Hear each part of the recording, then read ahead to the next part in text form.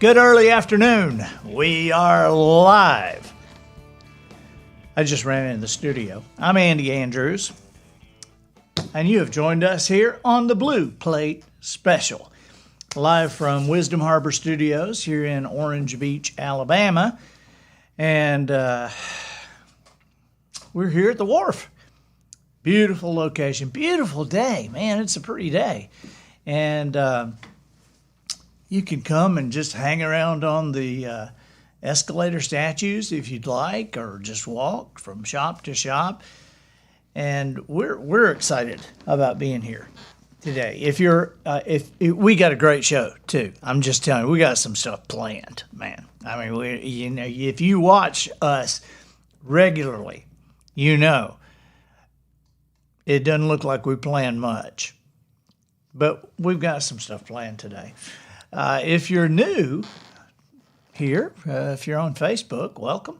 We would appreciate it if you would click that notification button and turn the notifications on your phone so that when we go live on Facebook, you will instantly be notified. And if you would also take a moment and please just share this to your page. Okay, we've got a trade. We've got a trade today coming up you are not going to believe. There's Karen Lord from Trustville, Alabama. Hi to all the YouTubers. And if you could press that submit button if you're on YouTube. And you know what? If you're not on YouTube, after the show, go to YouTube and find one of the, one of our channel things. Andy Andrews, just find one of those and click that submit button. It really helps us, okay? So, Heather Olson, you ready for today? You ready? You just think you are. You don't even know what's happening. Louise, hey, how are you doing? Deanna Ward-Willis, good. From Hope, Arkansas. Diana Torres from Oklahoma. How is it out there today? Wind sweeping down the wind sweeping down the waves? Yeah, okay. Hey, how do you like my shirt? Did I say hi to the Twitter people and the Instagram people? If I didn't, hello. We're glad to have you. And my shirt, this is a Sand Lifestyle shirt. Matt, show them what's on the back. The back, I really like this shirt. And this is their special brand. It's the J. Hardy Outdoors. And so Sand Lifestyles is the cornerstone here of the wharf. It is right down at the end of Main Street here, and it's huge. And they have everything. I'm just telling you, they have everything. They have so many different shirts, and they're very kind. Jeff and Mike and Heather and all those people are just so very kind. Kaylee, I'm trying to think of all the names. Josh, I mean, it's got to be 500 people working there. But they're very, very nice. So they're nice enough to let me wear their shirts. I saw you, Yvonne Palmer. I'm glad you wait for this. I'm glad you're excited about the Blue Plate Special. Kat Hooker from Spring City. Wait, go back. Now that is a good name. I just got to tell you, that is a good name. Kat Hooker. Howdy hey from Spring City, Tennessee. Now, what do you think? Is that a guy or a girl?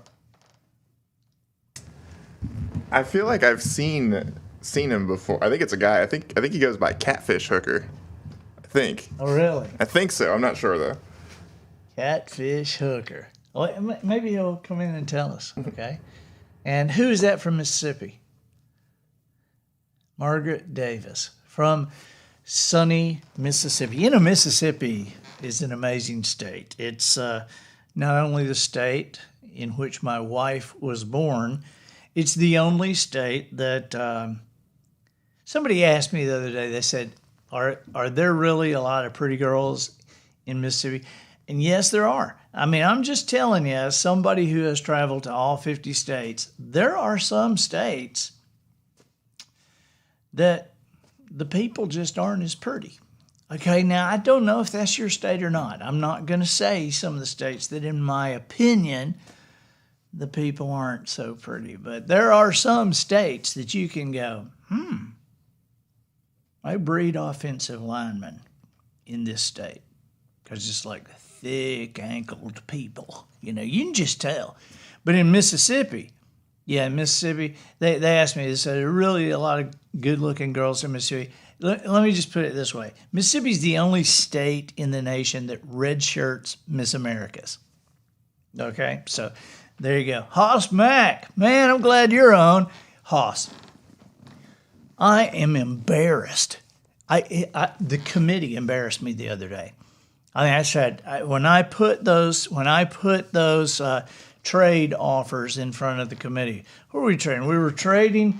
Now, if you're new, we're going to talk about this later, but if you're new to us, we started this year by starting with a safety pin. And we do 2 shows a week, and we decided, okay, between every Blue Plate special, we're going to trade for something. We're going to start with a safety pin, and the first trade was safety pin for 5 acorns, and then it's gone on for there. Now, we're blown away. I'll just tell you, we're blown away with what's going on, and wait till you hear what we got today. But the other day, it had gone up to a 3 nights and 3 days, 2 nights for 4 people at the Emerald Coast Resort in Destin. And it came with 4 spa passes. And so, Hoss Mack, I mean, he made a great offer. He made an incredible offer. And I took his offer into the committee. I said, this is an offer from a friend of mine. And they still didn't choose your offer. Hoss, I am so sorry. It makes me aggravated.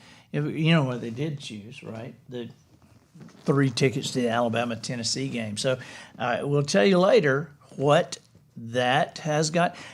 What are you doing, George P. Cosser? The third? I'm excited. You know what? One of the things that we have decided to do. No, wait, go back. All right. Cat Hooker says, my stage name is Reverb Nation Catfish Hooker and the Tail Draggers. Reverb Nation Catfish. I think that's his band. He's on Reverb Nation and he goes by Catfish Hooker and the Tail Draggers. And the Tail Draggers. I bet you guys are great. I mean, you wouldn't be. Nobody would let you have a name like that if you guys weren't great. And Cat Hooker, man, that's a great name. That's a great name. I mean, I wouldn't name my kid that or anything, but it's a great name. He says we would love his song "Fast Food Mama." Well, send it to us. Let's see if we like it. So anyway, I'm so glad y'all are here. Hey, one quick thing. Don't forget we're doing the books for veterans. The Veterans Administration called in and is asking for at least, and they do books. They've done books for a long time for the veterans, for the employees of the VA. And there are a ton of them, okay? And so, but they said they have heard so much about our books that they would like to give our books away. And they would like to start with 10,000 of them. Whew. Okay, so, and immediately when we heard that, we said, all right, we'll get after it. We'll get after it. And so we're talking to some people. We're asking you guys if you'd like to jump in, because what we're going to do is we're going to give them hardback books, all right? And so all these books you can either go on andyandrews.com and go and put just the books for veterans in your cart, or you can add books for veterans to anything that you buy on the site. And so the books for veterans, for every $10 that will cover the book, the handling, the shipping to the VA. And so we're going to send them as we have them. I've given as many as I can afford to, and we've had several others very, very generous. And so on the way to the 10,000, we are currently at 15.7%. That's 1,570 books being sent. So when you donate, your name or your company name will be listed on the Books for Veterans page on our website. Okay, so we'd like to honor you for honoring the veterans and helping them. And we do appreciate it. I've looked at some of the names that are already on there and just appreciate so much you being a part of this. Okay, so we had an idea here about a game that might be fun for us to play together, that we could just occasionally play. And so we will throw something out. Now, here's the thing. I'm not going to throw anything out today. I'm going to show you how the game is played today. All right? But the game is going to be called, we've kind of come up with it ourselves. The game is called Top That. You know how sometimes people will say something, they'll say, yeah, well, we caught this 10-pound bass the other day, and somebody say, yeah, really, we caught an 11-pound bass. And then, there's people like that, right? And they're always trying to top what you say. Okay, so we're going to do it intentionally. And in the future, I will lay something out there for you that is less than 45 seconds. And so on your phone, you can try to top that with your video of less than 45 seconds. And it's got to be a story from your life. All right, so these are going to be real stories, things that happened to you, things that you were, things that you've done, things about your family. My granddaddy is 142. Top that. Well, right? So on our next Blue Plate special will be the first time I will lay something out for you. It'll be less than 45 seconds, and then I'll say to you, top that. And then you guys can email in your videos, and we will, the committee will choose. The committee will choose which one goes on the Blue Plate special. Now, we're also going to post the top ones. Okay, but you got to be good. You got to be good. So as we were having this idea, Dan Stone was here the other day. Dan is one of my best friends, pastor. We did record an unbelievable podcast, by the way, that afternoon. Just out of the blue, we decided, let's do a podcast. And I just sat there. I listened to Dan. I was, I'm always blown away by Dan. And so when that podcast comes out, be ready, be looking for it, because you're really going to like it. But as we were talking about this game and how do we play this, we said, okay, well, how about Dan and I play it together? Now, when you and I are playing it, I'm going to do mine. You're going to send yours in, and then we will have them side by side as we show them to you, okay? Savannah Lee says, we love Dan. That's Savannah of the Sugarcane Jane fame, by the way, which was the music you heard when we started up, and the music you'll hear when we go out in a few minutes. That's Sugarcane Jane, Anthony and Savannah, and so yeah, we love Dan too. So anyway, we're sitting there, and we said, let's just do it together this first time to give everybody an idea of what this is gonna be like. So this is the first game, and I hate the fact that I was destroyed in the first game. But you know what? I just happened to think of something. Little M, tell me what you think about this. Matt, tell me what you think about this. I'm going to lay something out to people, and then I'm going to say, well, top that. I think I'm always going to get beaten in this game. Am I always going to get beaten? Maybe. Because they're having the last word. And they have time to think about it. I don't think we're going to go, well, I don't think you topped that. I think they're going to kill me. Yeah, that's a good point. I don't know that we want to play this game. Let's not play this game, okay? All right, we'll just scrap it all. Scrap it. I think you should do it. Little M in there. Well, she's mean. Little 6-year-old mean Generation Z girl. I think you should do it. Because she just wants to see me get beat. Okay, so let's see Dan and I play in the first. This is an example for you, but he does destroy me. Example of the first Top That game. Hi, I'm Andy Andrews. I'm here with one of my best friends and Pastor Dan Stone, and we're about to play for you a quick round of Top That. I'll go first. Okay, so as a child, my name was Andy.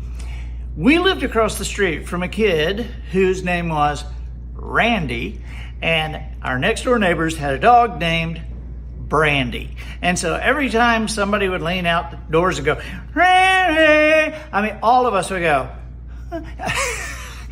Top That. That was pretty good, but watch this. So my dad's name is Dan, and they named me Dan, but I grew up being called Danny. My older cousin married a man named Dan on my mother's side, and then we had a big Danny marry into our family. They had a child and named him Little Danny. I have another cousin in the same side of the family named Danny, who then had a daughter and named her Danny. Dani. Okay, he wins. He destroyed me.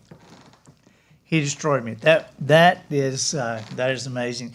Well, but it's also obviously because his family's a little odd, Otherwise, he wouldn't have eaten me, Hey, that's kind of like George Foreman, isn't it? How many kids you got? 7. What's their names? George. No, I mean all of them. George. But no, tell me the name of all 7 of your kids. George. I mean the boys and the girls. George. Okay. Wouldn't you think there's somebody in the family that's going to try to talk him out of that, huh? So I was just asked, where is Dan's current church? He's in Duluth, Minnesota. He left Orange Beach, Alabama. You leave the beach and move to Duluth. But he's in Duluth, Minnesota. He's at Hermantown Community Church. And you can actually go on YouTube and see Dan deliver messages right now, kind of virtual, right? So Hermantown Community Church. And I watch him all the time. So I'm just telling you, he's the best. Okay. Ready to talk about the trade? Anything anybody else wants to talk about before we talk about the trade? I'll talk about anything. We have people out here in the store today. I'm about to sneeze. Hang on.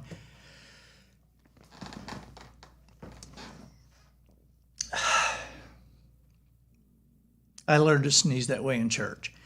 Yeah, we have a bunch of people out there looking around at the museum stuff. And anyway, I want to talk to you about the trade. Okay, so now we started with a safety pin, and this has happened in less than 2 months. This kind of blows me away. And so last Tuesday, we had to trade. Scott Cunningham had traded. He wanted what we had before, so he traded 3 days, 2 nights at the Emerald Isle Resort in Destin, Florida, and for 4 people and 4 spa passes to go with it, that was a big deal. And then we got offered a go-kart. Hoss Mack offered this unbelievable law enforcement package, and then Vicky Eicherman jumped in, and she jumped in with a traditional day that started in the early 1900s on the third Saturday in October, the big SEC clash, and that is the Tennessee-Alabama game. 3 tickets to the Tennessee-Alabama game in the West Stands, which is the shady side, and with the cushioned chairs that have seat backs. Okay, so that was quite a trade. It was an unbelievable trade. Now, I got to show you. I'll look here. I should have taken the picture of this and sent it to Matt, but I didn't. I was just sending these possibilities to the committees. So it's so fast back there. And we got several offers, but one I thought was very curious, and that was Tyler Luker. Tyler Luker offered, and he sent a picture of this, which I guess you could see a picture and you still wouldn't kind of know what it was, but I'm seeing a picture. At first I thought it was like a fishing reel, but it says, for those 3 Alabama tickets, I'll trade you a turquoise femoral nail, a distal tibia plate, and a femoral component of a total knee. This is knee replacement stuff. And he said, very high dollar items. Tyler is he's in medical sales. And I mean, incredible offer, but I think the committee thought, how are we going to trade a knee replacement? Or just the material? I mean, once you get, what are you going to do? Go into the doctor and say, hey, I already have the stuff. I just need somebody to put it in, I already have the, I went by Home Depot. I got all that. I don't know. But it was a great, thank you, Tyler Luker. But somebody beat you, and you got to hear this. Before I reveal what they've offered, let me just kind of tell you. And I want to tell you, this person wanted those tickets bad. I mean, this person wanted these 3 tickets, going to a Tennessee-Alabama game, traditional rivalry, and they must have wanted them very badly. You know why I know they wanted them badly? Because the guy that made the trade is blind.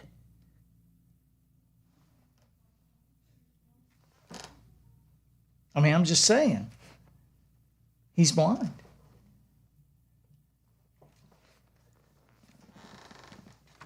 Let me ask you a question. I'll tell you who it is in a minute. Let me ask you a question. What do these people have in common? I'm about to read you a list of names. What do these people have in common? Alan Jackson, Barbara Streisand, Blake Shelton, Bob Seger, Carrie Underwood, Darius Rucker, Sheryl Crow, Dan and Shay, Elvis Presley, Bill Gaither, Brad Paisley, Faith Hill, George Strait, James Taylor, Hank Williams Jr., Rascal Flatts, Jimmy Yeary, Jason Crabb, Keith Urban, The Isaacs, Kenny Rogers, Kid Rock, Kenny Chesney, Lionel Richie, Leonard Skinnard, Merle Haggard, Luke Combs, Mick Jagger, the Oak Ridge Boys, Randy Travis, Stephen Curtis Chapman, Luke Bryan, Eric Church, Sheryl Crow, Tim McGraw, and Willie Nelson. What do these people have in common? And man, I'm seeing it. Some people know the answer. You're right. Gordon Mote. Gordon Mote. Play that, just that little first bit. Gordon Mote, they all have in common because Gordon is on all their albums, okay? Gordon is on all their albums. And play that, just that first little bit we have. His hands are insured by Lloyd's of London. You've listened to his music for almost 3 decades. He's one of your favorites, and you probably don't even know his name. He's the #1 keyboard player for studio recordings in the world. And yet, Gordon Mote has never actually seen a piano. This is Gordon. Now, Gordon is a legend, all right? People literally, if you watch those award shows, you'll see Song of the Year, Artist of the Year. A lot of these people, in fact, the last time we watched one, somebody up there said, hey, we'd like to thank Gordon Mote. You know, 'cause he produces a lot of stuff, but he's the keyboard guy, you know? And I'm seeing a lot of comments coming in. Gordon is unbelievable. Gordon is awesome. Yeah, he really is. And get this. Now this is just as of recently. Gordon has been on 78 #1 hit songs, on over 100 more that made the top 10. He's been on over 100 million albums sold, covering the musical spectrum like no one else in history. He's been on platinum and multi-platinum albums in pop, rock, country, and contemporary Christian. Gordon Mote is the force behind the very best. His arrangements, his style on the keyboard, has made him the most sought-after keyboard player of the past 2 decades. And, you know, Gordon, now before I reveal, Gordon wanted the tickets. He wanted the tickets, I mean, really badly. And so, but before I reveal what he has traded, because he got them, Gordon got them, all right?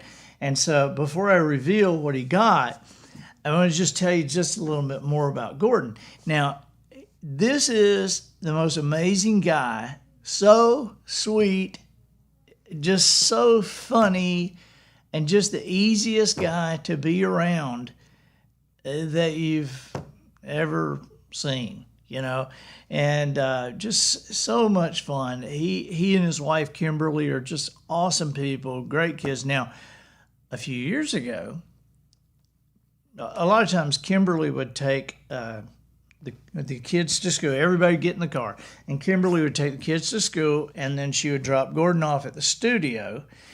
Well, a couple of years ago, Gordon's getting in the car, and one of the kids slammed his hand in the door. And on his left hand, it took out these 3 fingers. And so they were splinted, you know, unusable. I mean, it didn't cut them off, but they were unusable. And so when I heard that, you know, they called me that like within the hour. And when I heard that, I was like, man, pray for Gordon. What does this mean?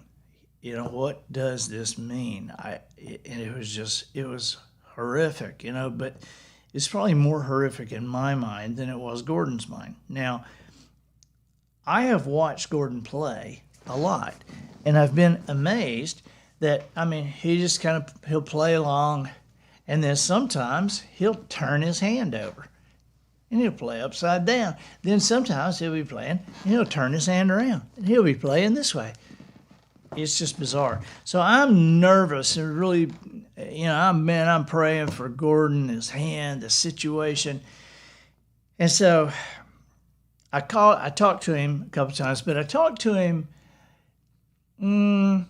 maybe 4 or 5 months after it happened, okay? And where he's laughing about it, right?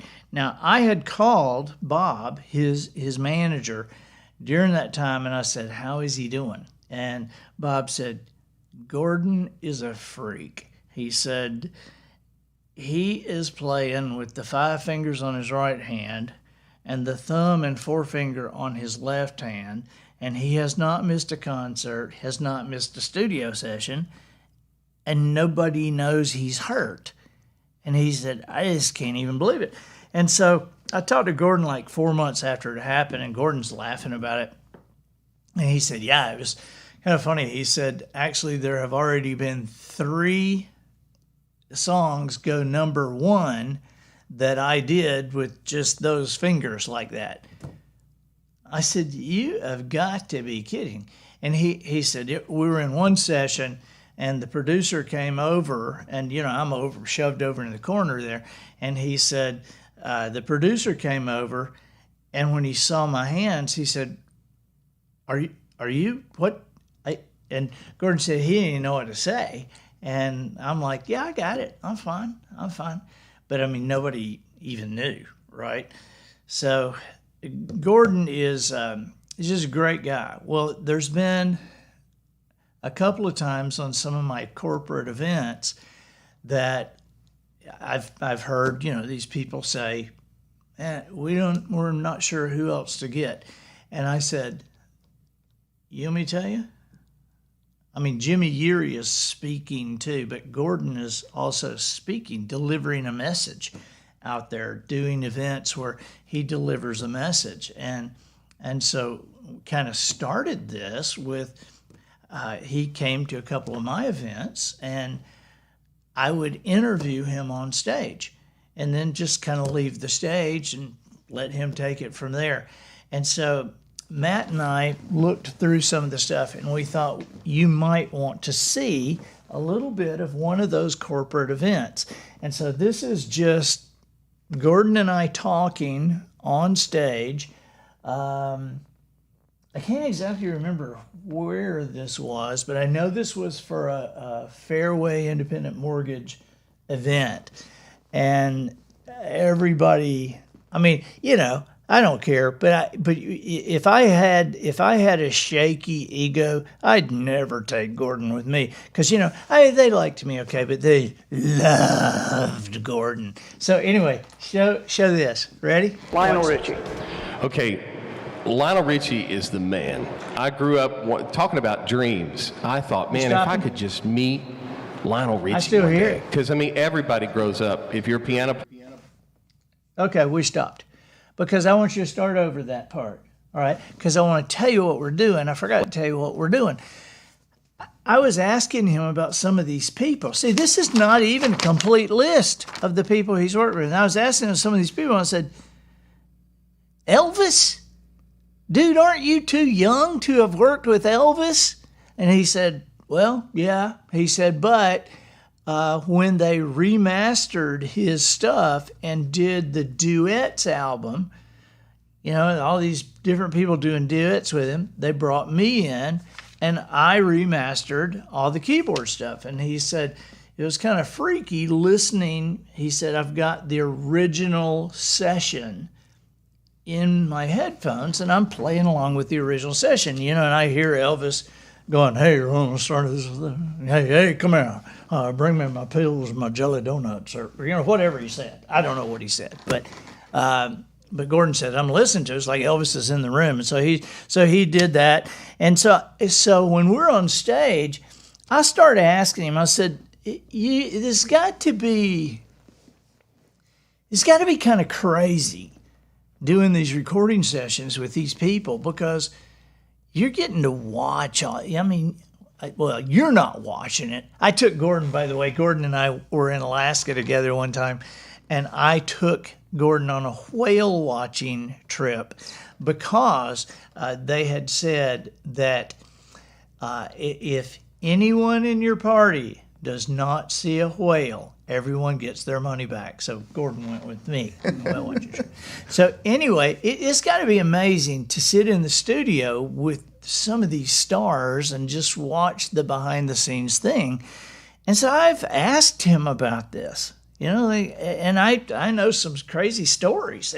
And so on stage, I just put a couple of names to him. And this is what you're about to see. All right. Lionel Richie. Okay, Lionel Richie is the man. I grew up talking about dreams. I thought, man, if I could just meet Lionel Richie one day. Because, everybody grows up. If you're a piano player, that's one of the guys you want to play like. And so he came to Nashville and did an album, and they called me. I couldn't believe it. And so I went in, and I'm sitting at the piano playing for Lionel Richie. I'm saying, dude, you should sit down and play this. Oh, no, brother, this is all you. And I'm just sitting there scared to death, and he's singing, I'm easy. Yeah. I'm easy like Sunday morning. Yeah.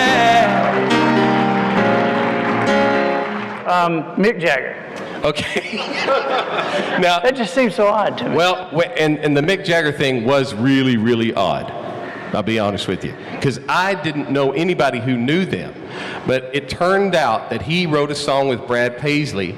And he said to Brad, "What's the guy that you use on the piano? That's the guy I want. I don't know him, but I want that guy." Every Mick Jagger song sounds the same. So I didn't even have to learn it. I just played. Oh, does it go like this? That's exactly how it goes. All right, good. Hit record.